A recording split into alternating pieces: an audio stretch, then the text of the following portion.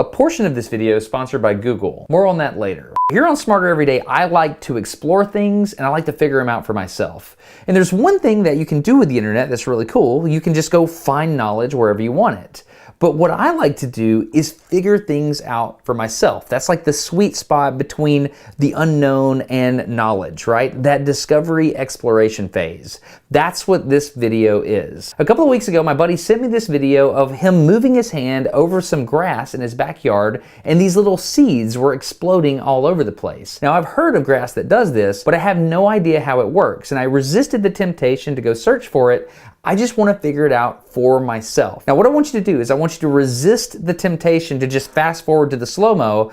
I want you to go along on the trek with me and explore how this is working and realize that along the way, I'm going to say things that are wrong. So let's go explore backyard grass seeds exploding with a high-speed camera, and let's see if we can learn something together. Well, first of all, I want you to see this guy's azaleas. Look at these.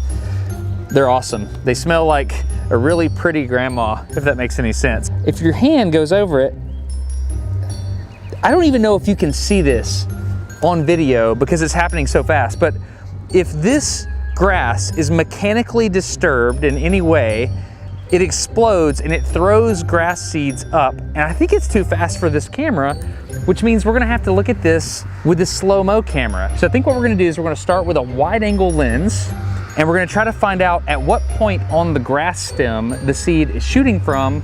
And then after that, we'll go to some macro lenses and then we'll try to hone in on exactly what's happening and eventually find out the mechanism for ejecting the seed. So let's try this. Okay. I don't know if seeds flew off or not, but we're gonna look at that.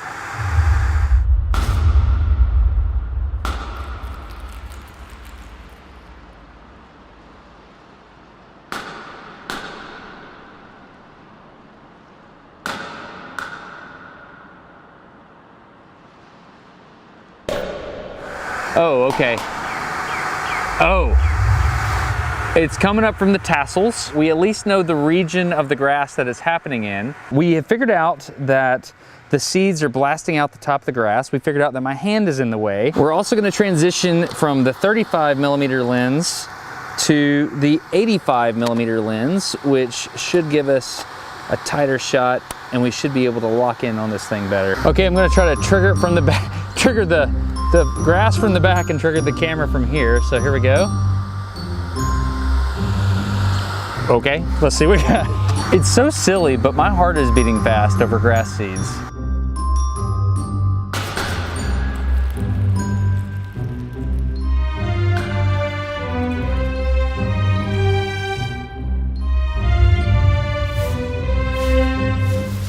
It's at the base of where the tassel meets the main stalk. I think I'm running the camera too fast. I can slow it down, I can let more light in, and I can get a deeper depth of field because I'm struggling with stuff in and out of focus. Okay. I'm not framing it well. And the problem is they're flying into the field of view and out of the field of view, so they're in focus for a very short amount of time. It is literally easier to film missiles and rockets than these grass seeds. Okay, this just got serious. I had to go get a light. All right, we'll see.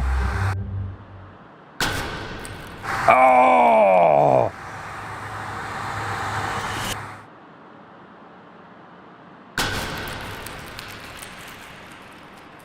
Oh, it's out of focus. It all comes from one shot.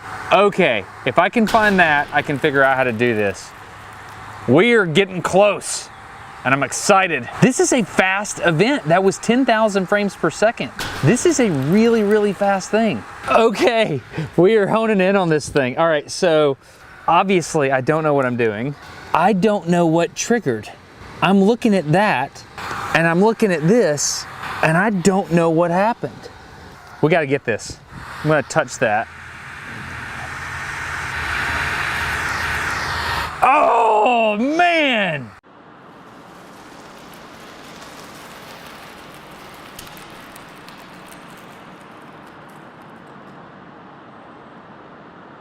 It's a reverse banana peel slap bracelet.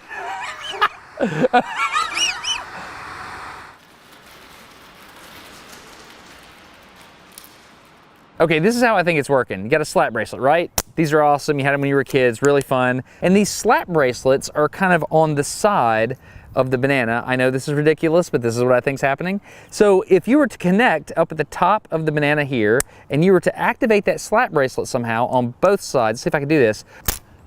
Check that out. That's pretty cool.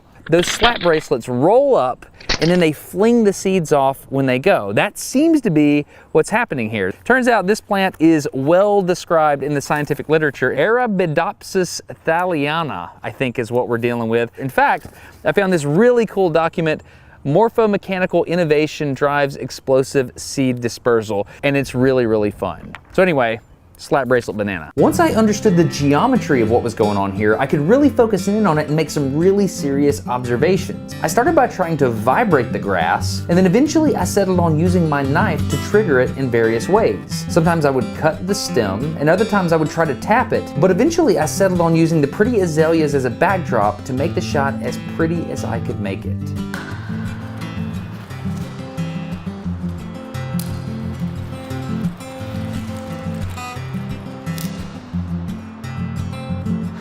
Shut up, the seeds are sticking to it as it's rotating, and then as it curls in tighter and tighter, the rotational velocity, oh my goodness, it does the figure skater thing. It starts wide, as it curls up tighter and tighter, the radius gets smaller and smaller, angular acceleration goes through the roof, which disconnects it from the pea pod. We understand.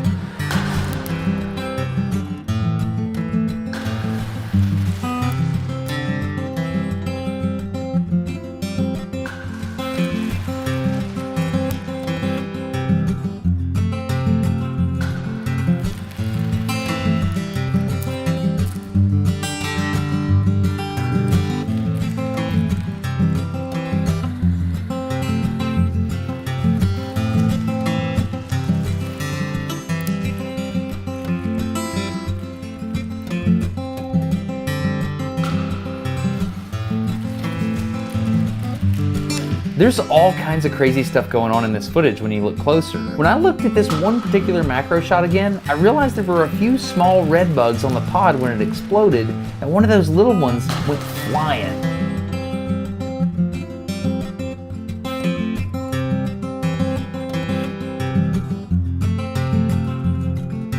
I decided to measure the length of one of the pods with some calipers and use it as a fiducial, or a reference measurement, to calculate the velocity of each seed as they're being thrown off. There is so much to see in this data. For example, the location of the seed within the pod seems to determine how fast it is. It looks like the first seeds to launch go the fastest. Furthermore, the direction that each seed goes seems to be a function of the stickiness of the seed to the pod curl. If you look, as the radius of the pod tightens, it seems like that helps it peel the seed away from the inner surface. And because each seed detaches at a different time, the spatial distribution is all over the place, which is a function of the stickiness and the curl, but all that is good if you're a plant. You want your seeds to go in many different directions. All of this feels like chaos, but it's not. There's just a few simple principles at play that almost randomize the seed distribution. The design of these little seed pods reveals tremendous mechanical mysteries if you're willing to look close enough. All right, I've got one more slow-mo shot to show you, but before that, this portion of the video was sponsored by Google. One thing I'm really serious about here on Smarter Everyday is combating misinformation. In fact, I did an entire video series here on social media misinformation and how that affects you. I want to talk about being smart and thinking critically when you search for information online. When you use Google to search for something, it's important that you do it in a smart way. Google's search function is a tool, and just like any tool, there's a smart way to use it. As a part of their Civic Online Reasoning program, the Stanford History Education Group has identified 3 questions to ask yourself when looking for information online. The first question is, who is behind the information? I don't know if you knew this, but every time you conduct a search on Google, there's these 3 little dots that pop up at every single result. And if you click those, goes, it'll expand and give you more information about the website that's serving you the information. The second thing to think about when you're figuring out who's behind the information is kind of in your head. Let's say you want to learn about these islands right here in South America. If you were to search with the term Falklands, you're going to get one set of perspectives, but if you use the term Malvinas, which is the Argentinian term for those islands, you're going to get a completely different perspective because those islands were the subject of a major conflict between two different groups of people. Think critically about what you're searching for in how you conduct the search, and when you get the information, think critically about the results you get. You have to search for information in a smart way. If Google search is a tool, you have to use the tool well and be smart about it. So yeah, that's a really big deal and I'm super passionate about it. So thank you, Google, for sponsoring this portion of the video. Okay, at this point, I have been doing this in the backyard for maybe 7 hours. So I want to just, for a grand finale, step in a big patch of this stuff and watch it all fly up now that we understand the minute mechanism at work. So here we go. We're gonna waste all these at one time. Should be pretty cool.